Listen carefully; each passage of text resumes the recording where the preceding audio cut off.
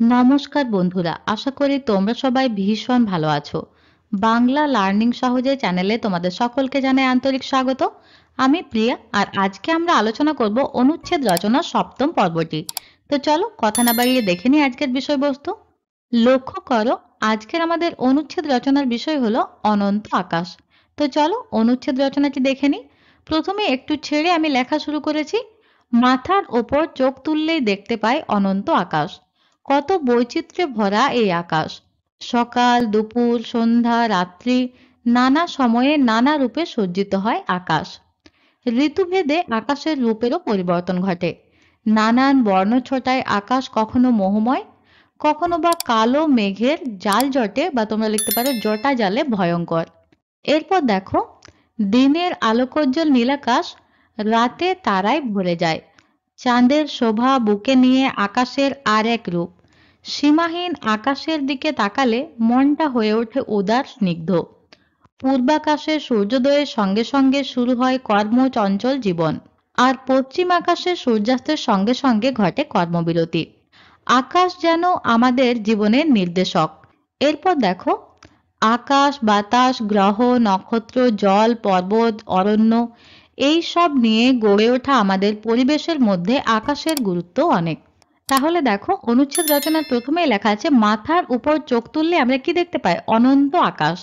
কত বৈচিত্র্যে ভরা এই আকাশ, অর্থাৎ আকাশ বৈচিত্র্যময়।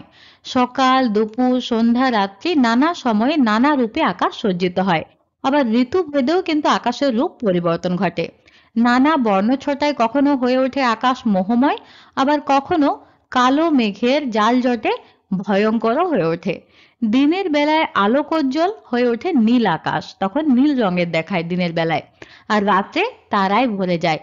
চাঁদের শোভা বুকে নিয়ে আকাশের যেন আরেক রূপ আমরা দেখতে পাই। সীমাহীন আকাশের দিকে তাকালে মনটা কেমন যেন উদার হয়ে যায় এবং স্নিগ্ধ হয়ে ওঠে। পূর্বাকাশে সূর্যোদয় যখন ঘটে তার সঙ্গে সঙ্গে শুরু হয় আমাদের কর্মচঞ্চল জীবন। সকাল থেকে আমরা কিন্তু কাজে লেগে পড়ি। আর পশ্চিম আকাশে সূর্যাস্তের সঙ্গে সঙ্গে আমাদের ঘটে যায় কর্মবিরতি বা কর্মের শেষ হয়। আকাশ যেন আমাদের জীবনের নির্দেশক। আকাশ, বাতাস, গ্রহ, নক্ষত্র, জল, পর্বত, অরণ্য, এই সব নিয়ে গড়ে ওঠা আমাদের পরিবেশের মধ্যে আকাশের গুরুত্ব অনেক। তো চলো এরপর আমরা পরের স্লাইডটি দেখে নিই।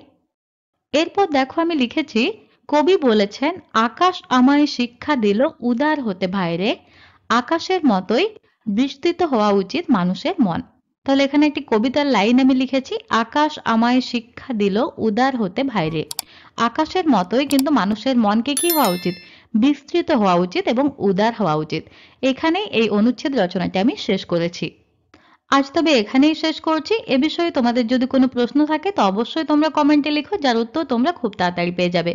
আর তোমাদের যদি অনুচ্ছেদ রচনার অন্য কোনো বিষয়ে রিকোয়েস্ট থাকে তো অবশ্যই তোমরা করতে পারো, সেই বিষয়টিও আমরা অবশ্যই নিয়ে আসবো। তো দেখা করছি পরের ভিডিওতে অন্য কোনো বিষয়ের আলোচনা নিয়ে। ততক্ষণ পর্যন্ত ভালো থেকো, সুস্থ থেকো, নিজের এবং পরিবারের সকলের খেয়াল রেখো। টাটা।